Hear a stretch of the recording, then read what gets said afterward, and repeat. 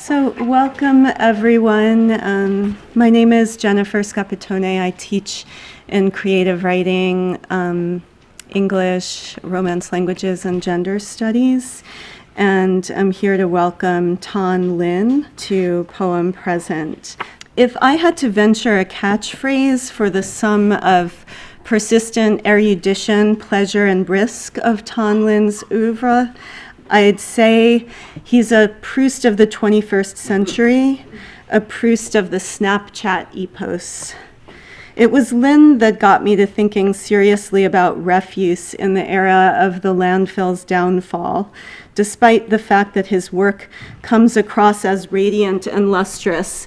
And here I have a stage direction to myself to show you these lustrous book covers, which are really quite beautiful. My favorite being this one.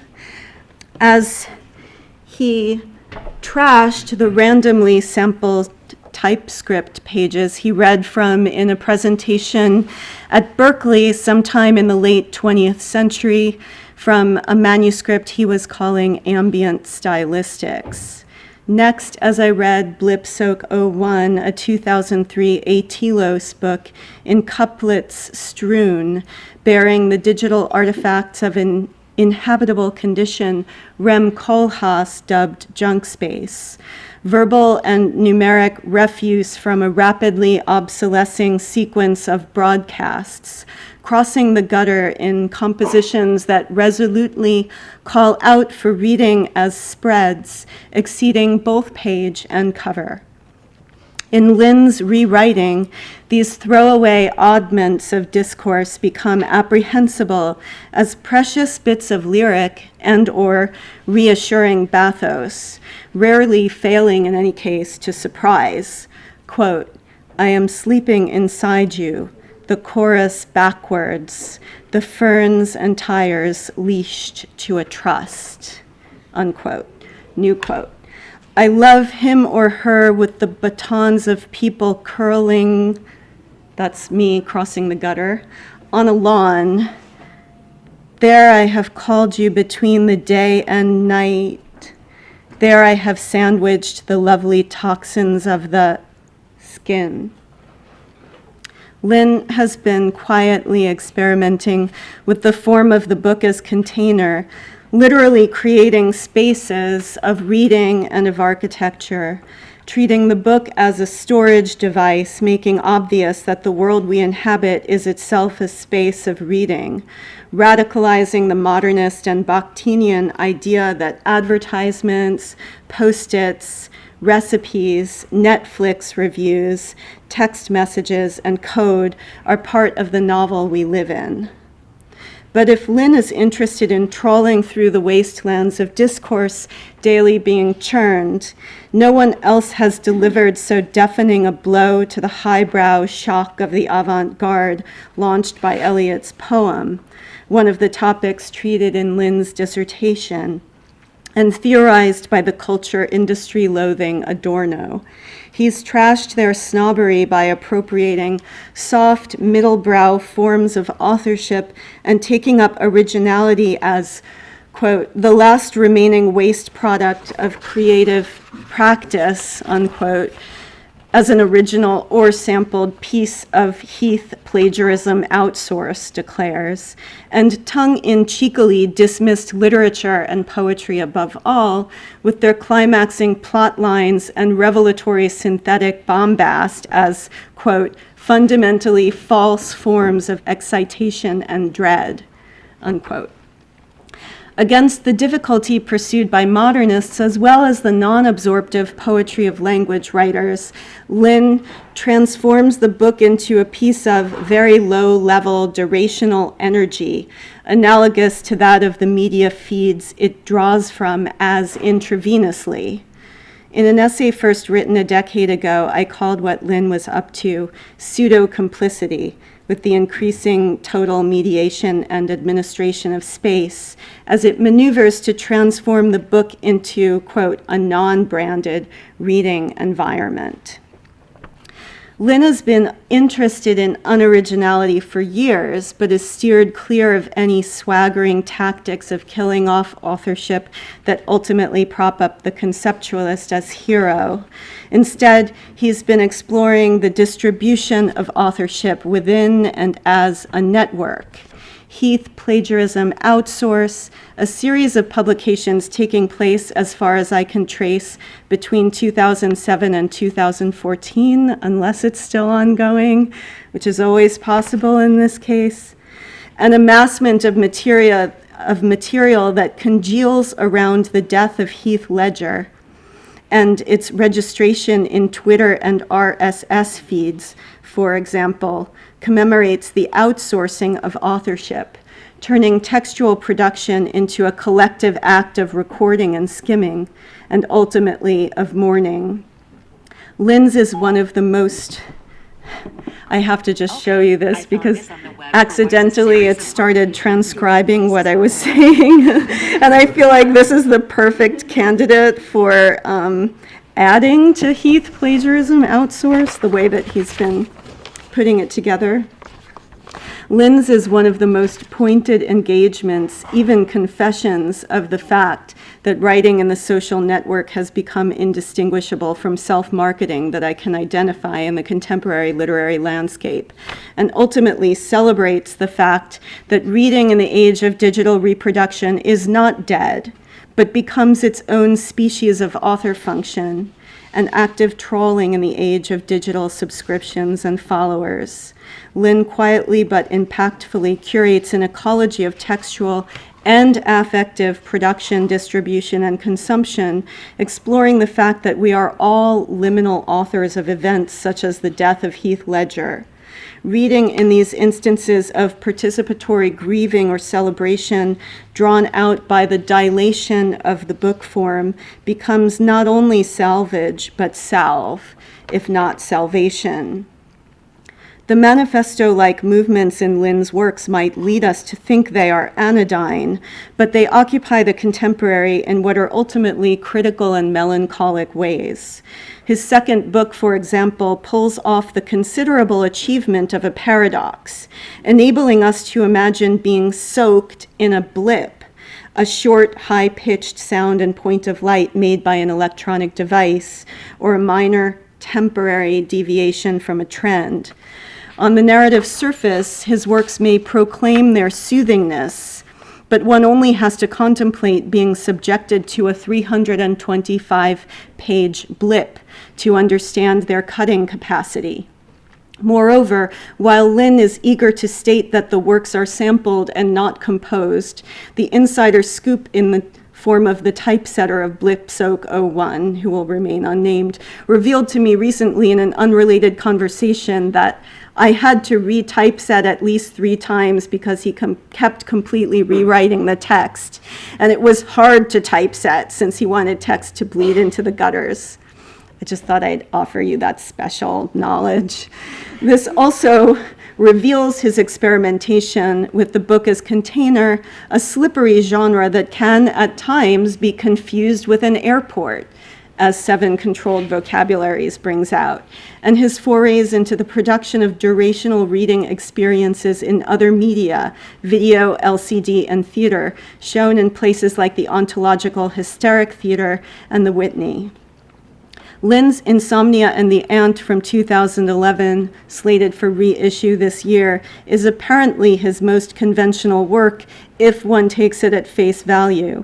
It calls out to be read in the tradition of Asian American immigration writing, a heritage story about a television binge-watching ant with a motel in Washington State.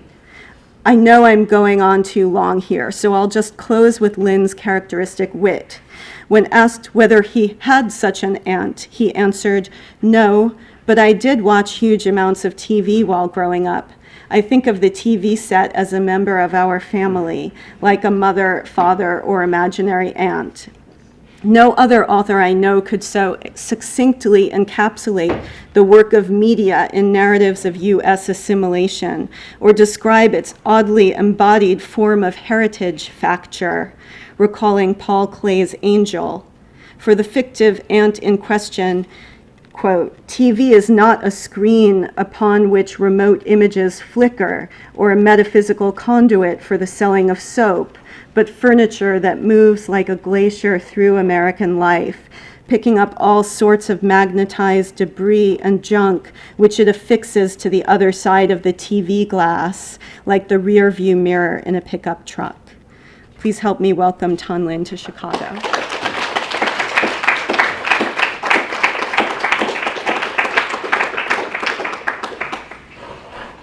Thank you, Jen. That was really nice. Thank you. It's really lovely to be here. I'm going to start off with a video. It's called 11-Minute Painting. I just did a little thing was it downstairs? Yes, downstairs with Chiku and Jessica, and we were talking about the relationship between image and text. So this is a little bit about that. 11-Minute Painting, Reading Module V.1, by Tan Lin, dub version. Aside, what are the forms of non-reading and what are the non-forms a reading might take? Poetry equals wallpaper, novel equals design object, text as ambient soundtrack. Duchamp wanted to create works of art that were non-retinal. It would be nice to create works of literature that didn't have to be read but could be looked at. Like placemats, the most exasperating thing at a poetry reading is always the sound of a poet reading. The poem you are about to see, dub version, is executed in director and plays independently of any intuited reading, voice, practices. It takes place in real time, and like a feedback loop it is different each time it is played. The poem you are reading is in BW because BW is more soothing than color. Halfway through, a color randomizer has been utilized to provide a greater sense of visual permutation, change and pleasure. One word, then another, and finally a third follow each other in a kind of slow motion, time-lapse photography.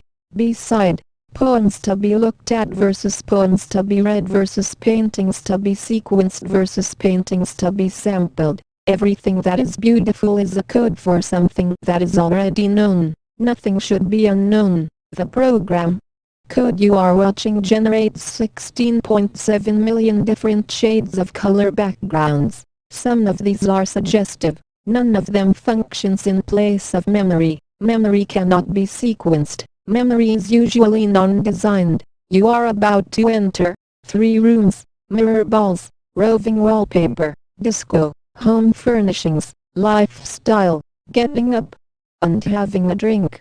Of course, in some novelistic vein, sequencing is highly absorptive, and so at the subliminal i.e., non-designed level, the sequencing allows reading itself to become abstract, bracketed, hypnotic, and mesmerizing. The problem with most poetry, like most design and architecture, is that it is a little too bourgeois. For this reason, the poem should never be turned off. Like a thermostat, it should regulate the room's energies. This allows the piece to constantly erase itself. As we all know, poetry should aspire not to the condition of music but to the condition of relaxation and yoga. A lot of people think great poems should be memorized. As anyone who has ever read a poem will tell you, poems are most beautiful and least egotistical at the exact moment in which they are forgotten, like disco and other 4-on-the-floor productions. Each sequence or sentence, i.e., word set, runs 7.2 seconds or the amount of time it takes to pronounce each word, one word at a time. 7 is generally thought to be the number of things the human brain can readily remember. George Muller did pioneering studies on this, and his theory is called Muller's number 7. Hence, most phone numbers are 7 digits in length. 7.2 seconds is hopefully just long enough to get the reader-viewer into a groove. It might suggest a strobe light going off at timed intervals. The interval can be beautiful because the interval can be dubbed relaxation. Like non-designed home decor has no real bounds. It supplements that thing known as real life. That is why it is so pleasurable to read.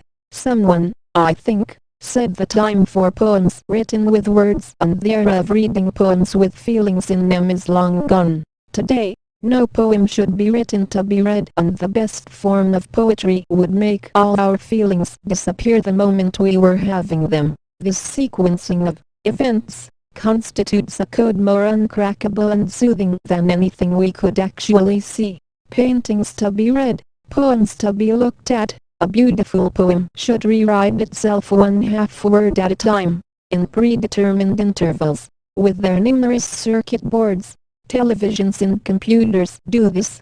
Together, they enhance the micro-production and sequencing of feelings heretofore thought inaccessible, complex, or purely entropic. If all poems could just be codes projected onto a wall, those names, accessories, for things cancelling the wall would be more beautiful than anything we could feel. Nothing that is negative is simple. Everything that is artificial is related to everything else in the room. Poetry should aspire to the most synthetic forms, the colors or numbers around it, and the most synthetic forms are to be found in houses with rectilinear walls, hallways, and foyers. Each wall separates one space from another. Everything that can be divided is divided into its proper sequence, i.e., style, of ones and twos. Private spaces are over-elaborated and under-inhabited. Public spaces are under-elaborated and lack sufficient feedback. Things that are living versus things that are dead versus languor. For this reason, poetry ought to be replaced by the walls that surround it and doors that lead into empty rooms, kitchens and hypnosis. Poetry should be camouflaged into the feelings that the room is having, like drapes, silverware, or candlesticks. All painting should aspire to the condition of encyclopedias, sequencing and BW diagrams. Niagara Falls is just a kind of paint. What would it be like to look at a poem? It would be the most beautiful thing in the room that could stand to be looked at. It would be more beautiful than the thing itself. A beautiful poem is a poem that can be repeated over and over again. You are reading about a poem comprised of 1,000 wayward looks. Look, a beautiful poem is a painting that can be repeated over and over again. Repetition is the only thing that makes something more perfect than it already is. For this reason, there is always a gaze that does not reach inside the face I was looking at. That should be the gaze of poems that think they are paintings. Andy Warhol understood this, and he repeated the look of a painting every time he painted the same thing over and over and over and over. That is why he painted over the faces of photographs. Nothing is more beautiful than a face when it is repeated, like a word for makeup. Novels were the earliest form of photography known to the human retina. That is why books are rarely mistaken for paintings. Paintings, unlike words, die the minute they attach themselves to a wall. Someone else said, excitement is the only thing in the world that cannot be predicted.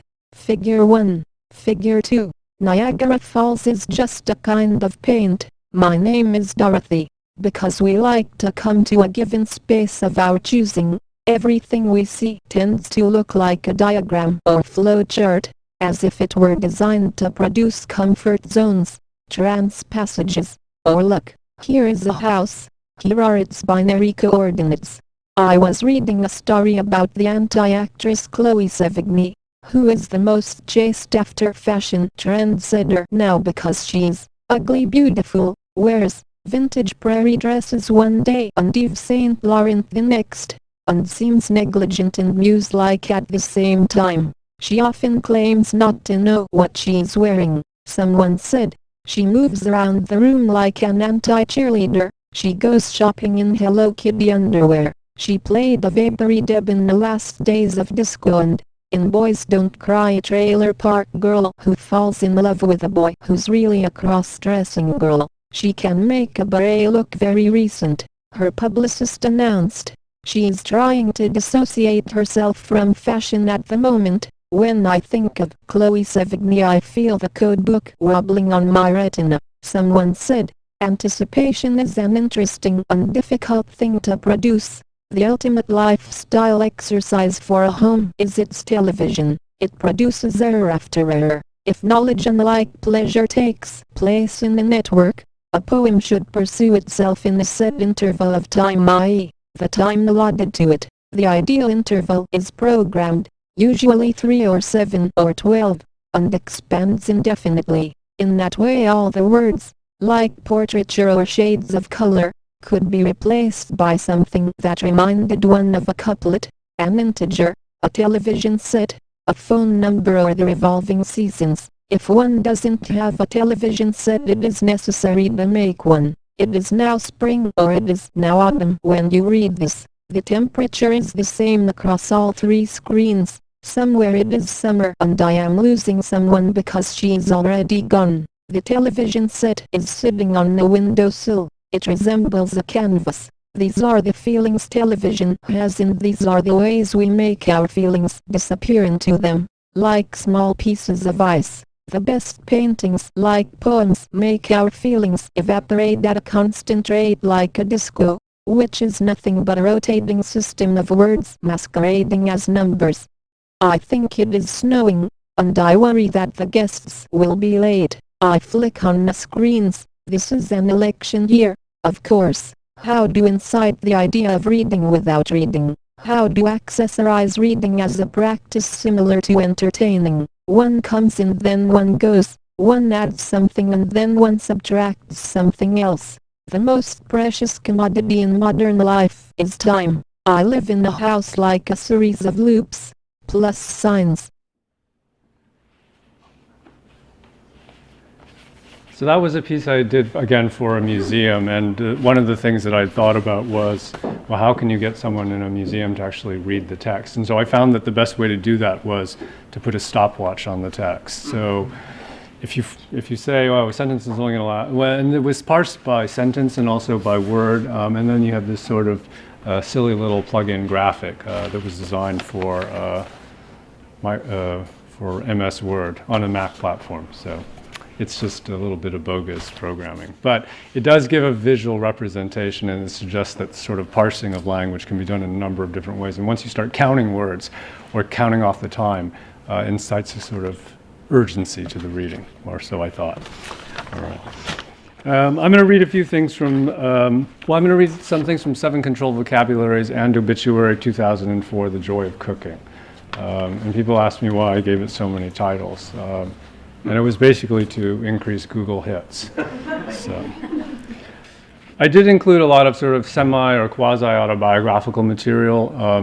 And I guess the idea here was there's so much textual production that touches on living in an administered life world. And there's not too much freedom, but there's just a little bit of freedom that can be garnered out of that. And so I saw a sort of autobiographical potential in writing restaurant reviews, things like that. So this is a restaurant review. It's a restaurant review of a restaurant called WD50.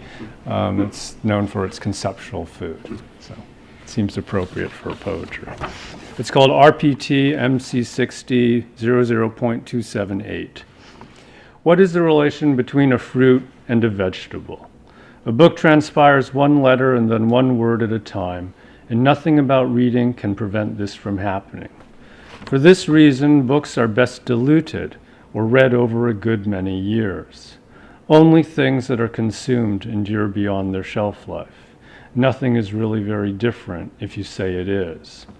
I had dinner yesterday at WD50, which is a restaurant located where the new Fukienese area of Chinatown and the old pickle shops of the defunct Lower East Side almost come into alignment. The restaurant is located at 50 Clinton Street, and it has a post-craftsman style decor with bulbous glass lamps that look like fluorescent flower bulbs. The chef's name is Wiley Dufresne. He is young and he looks like a cowboy reincarnated as a skateboarder. His father Dewey is also a chef. WD50 is probably the only restaurant in Manhattan that makes you hallucinate the food you are eating while you are eating it. The food can be unfood-like. I ate at the restaurant a few nights ago, and afterwards my taste buds felt incongruous and ecstatic. I remember seeing something on another table that looked like dessert, and I ordered it. A few moments later, there were bonbon-sized bits of pineapple on a plate. They had been soaked in something briny and had become pickles. Off to one side of the fruit was smeared what looked like hot fudge sauce, except that it was made of ketchup and jalapeno peppers. The sauce was semi-frozen. The sauce was hot and cold and hot. I couldn't tell which. I put the pineapple in my mouth, and it was like eating something that had been a vegetable. The chef had sprinkled some salt, scented with what looked like dour chips of limes. It was not really necessary to eat the food. One could breathe it. When I put all this in my mouth, I tasted so many things I forgot what was in my mouth. Eating a WD-50 is like reading Proust backwards. I looked over at a man at the table next to ours, and he had the face of a 6-year-old. The ideas of food erase the food itself and then become the food you did not think you were eating. Time passes inordinately, or not at all. What is it like to eat an idea or its suggestion? As anyone who has eaten can tell you, the most beautiful memories are memories that one has forgotten how to have. Eating a WD-50 is like having psychoanalysis with a starch, a sugar, or a fat. This is also from 7 Controlled Vocabularies. The best way to read a book like a building is to read it over and over again. The mechanical is a system of gradual connections between dependent terms. D and G said that. Reading should be no different. Nothing is not substitutable with something else. All templates exist simultaneously, thus making the history of a book a static diagram with its own uniform past and predicted future. Roland Barthes was wrong. Like a grocery list or an anecdote, the interior of a book can be read innumerable times without damaging the contents. Things that are obvious are the most obtuse. Things that are lacking in details are the most languorous. The more generic a book is, the more consumable and lugubrious are its diagrams. Like an index of meaningful moments, desire is about waiting for nothing. Cookbooks are the most empty diagrams of our lives. Reading a cookbook is an exercise in extreme loneliness. I remember when I first moved to New York to work for Viking Penguin as a poetry slush reader in 1979. I was 22 and had just graduated from college. I first lived in Riverdale on the couch of a college friend's sister, who was an editor at Newsweek, and her husband was a college physics professor and was about to run for a congressional seat in New Jersey. Because all of us were always at work, I hardly saw them during my stay, though I think we all once went on a picnic in Central Park to hear Pavarotti. They never said a word about how my apartment search was going. Because I was young, I really did not know how long not to stay, and so it took 2 months for me to excuse myself to a series of cheap hotels. First the George Washington on 23rd Street, and later the Pickwick Arms Hotel on 51st Street, where I settled in for 6 months. My room did not have a kitchen, but it did have a sink, for which I was grateful. The sink enabled me to keep my milk and yogurt iced for the night and to eat breakfast in the morning on my way out the door. Because there was no kitchen in my room, I usually ate dinner at Blimpie's or a Greek coffee shop on the corner of 2nd Avenue and 51st Street, and then came back to a hotel whose lobby and carpeted corridors were populated by bag ladies.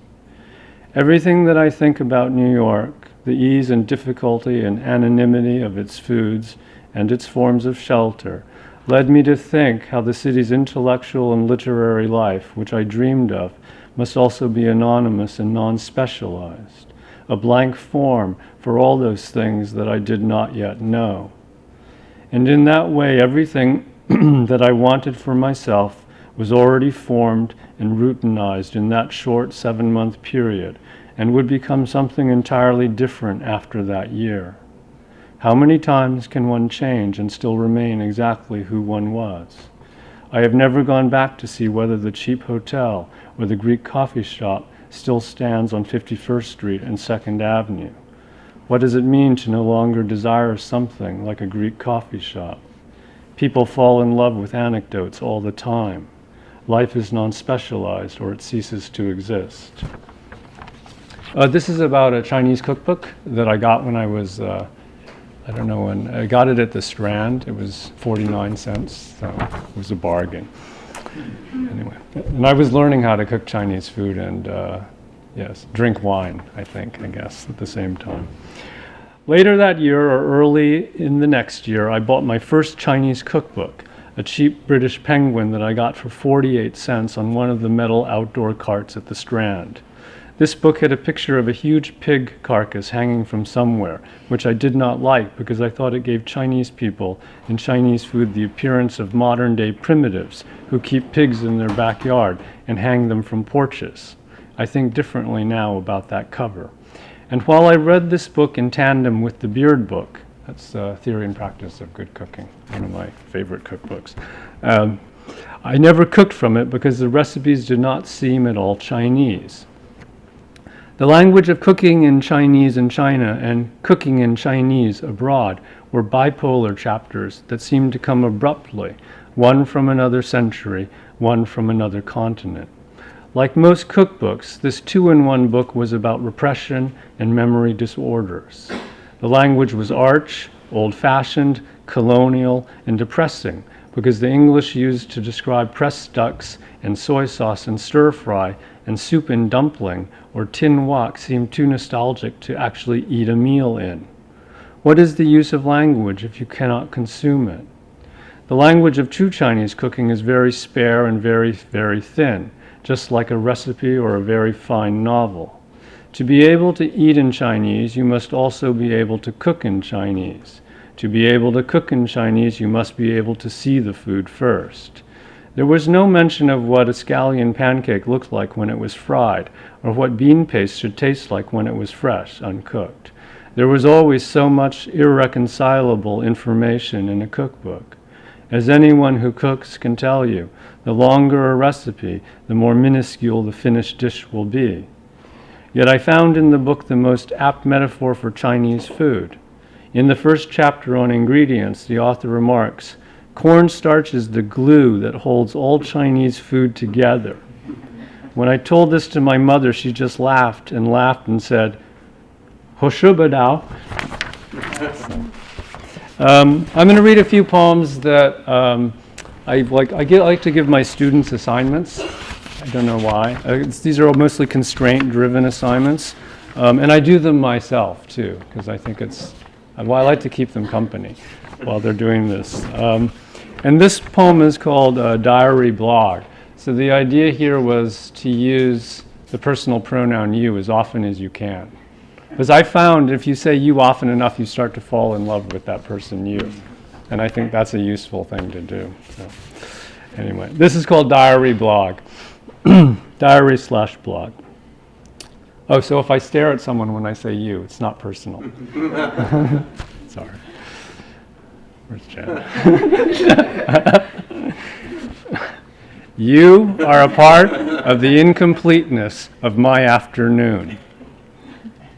The lessons of, the motivational speakers of, etc., come upstairs. They see me at my desk. They raise the oceans 1/2 of 3 degrees over a 20-year-old's life. They take coffee apart, like it's 2. The articulation, it comes apart too. A mother do this, a daughter do this. Everyone who is near me smells like anise. Nonetheless, have been thinking about you at dinner. I mean eating dinner. Please see me on your phone. My speech is a little bit hard to make up. I think of myself as a restaurant in Chelsea that wakes up at 2 a.m. and goes to a restaurant in Chelsea. I do not need to look for tanning salons. I bruise myself. I get sick on envelopes. Saturday, you get married. The room I am constructing feels like alcohol in my head, which is decorated with conversations in fake Moroccan lamps, and everything is in it, even the glass dishes and candles, even the feet that belong to the feelings. They are painted red. Like you, this would seem unappetizing. In combinations, I have spent many evenings having tempura green beans and a bottle of a Côte du Rhône with you. In combinations, the restaurant is okay. Who are you? Tuesday. I know someone. Her name is Cheryl or Daryl, and she is an artist. I know Kmart is not nearby a lake. I know the pileated woodpecker in Windsong Cologne and aftershave for $7.99. I know the English fonts. I know Google because it has completed my attention. My attention knows my wives and former girlfriends. I and they and everyone I know likes to gather me around wooden-shaped things, like blankets or teeth sets or the occasional cockroach that are aromas in my bedrooms. What are the occasional things that are occasional in kitchens? Are you still so silk-like and/or sullen? Call me if you are not so bored as I am. Now and then, I don't like to see taxis at night, especially on 8th Avenue. Wednesday. I believe in my own obedience. Every star is an advertisement for another star. Every taxi is an advertisement for a bus. Cheryl is a television set made from wood and painted to look like you. You were here. You were talking to me in Japan. You were talking to me now. Then is now. I don't hear you anyway. I get tired because I am writing like a literary magazine at the annual American Book Association meeting or a snowstorm inside a blog. Oh. Yeah. That was an enjambment. I forced my students to use an enjambment.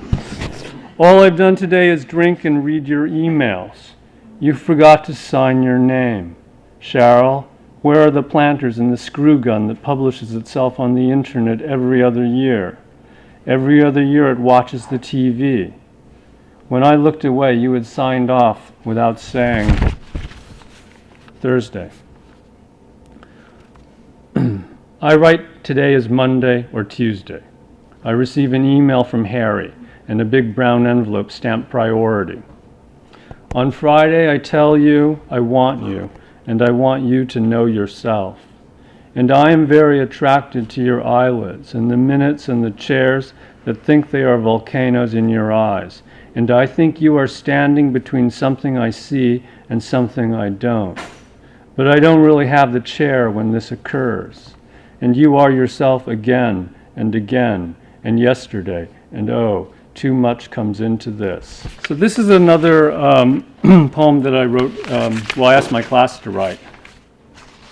So this was done as a series of text messages. So this is sort of a phone poem assignment. And it's called Sent and Scented with 10 Emoticons for a Swan. You are a swan inside my afternoon. You are 2:50 p.m., a river, a plaid state. You are 2:51, a gymnasium, a lily. You are equals mint tea and chorizo hash. And I know your hair is red or not brown or not golden yellow and greater than salvia. Return the picture to me, a sweater coated with cuneiform. I wrote myself notes in the bathtub. And notes addressed your fleece and your math, delirium gargoyles and a trinket. I am she or he. I am cut in half. That means love is 11 dogs cried the color of reptiles, plus or minus the inside, then hurt and left. I am flying through temperature and a house has it, made for black. I am flying inside and I had an outside. I repeat a pattern in the tablecloth. Black is 4. He. I am so unvaried, and when I come to you. She. You are standing narrow in the straits. He. I rode a Lincoln and baked myself awake. She. I swam all summer indeterminately. Your oblong comets. You. Thumb velvet in an indentation of purring. At 2:53, all my faces. At 2:54, some articles of loathing. The Teflon in a river of beer. You are November. What is a year? Black and a few ellipses. Some sounds gone off in summer's powder. And this is a poem. I asked my students to use Wikipedia in any way to write a poem. So this is a Wikipedia poem. This is called Scaling unto Wikipedia. So I asked them when they did the Wikipedia thing to confine the Wikipedia search to a single letter. So this is, well, you'll figure it out. Scalene unto Wikipedia. Siblings start a harp in this ogled phylum, or Alice Veg subhead with a little oleander and punish. Because a spoon will crack today, award into symbol. Because it looked at yesterday and gown was a kind of Trape's crockery partition in the pollen odes. On Tuesday, they notate and revile significant schlicht in you, doodling collagen. You, through chair, lift off. And so the names for mending, those sojourns, Romans. And on Monday, I read Wikipedia to the 9-year-old. Eckhard Schlicht is a German economist. He is best known for his work in labor economics, custom in economy, and his contributions to the field of institutional economics. Inside Monday, short division, and the sieve of Eratosthenes mean the same as shrinkage and shrinking, mean I looked for you on my phone, and a little bit of somebody's gossamer reacts to a harbor in spam, and the New York is the drabness part of me asked for some stampeded sunshine, that the organization retracted, that sewed a pro forma bridge, that was plucked and oblong, like the tucking of your draperies, and you pissed Kitty Republic of print layout octagon and safari track model. Our sullen ratio meant we wept another television, like rice looker, like the rice that looks like us, like hair list, like missed the bus, like card, like ass, like the university mail system. Hatch with me, my paste is lilac, blah, la, la, blah, la, la. Thank you.